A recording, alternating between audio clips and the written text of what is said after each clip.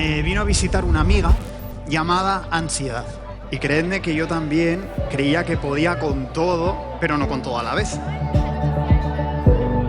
Que tu cuerpo habla lo que la mente calla.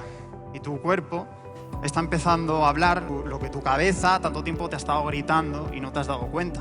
Yo no disponía de una ayuda que a día de hoy vosotros sí que disponéis. Quiero dar las gracias a Andía porque esta labor que están haciendo son pioneros en toda España. Qué bonito, ¿no? Que hagamos que solucionar el problema no se tenga que suponer otro problema.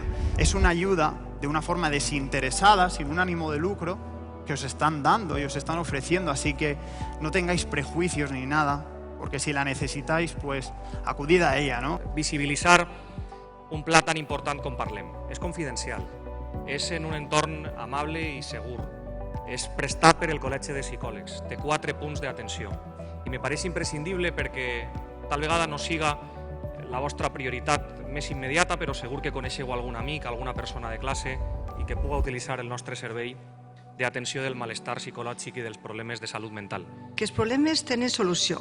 Cal demanar ajuda quan per a nosaltres mateix no els podem resoldre. Que és que parlar és també començar a curar les coses que més ens preocupen. I aquest recurs és útil i me pareix important recordar-lo.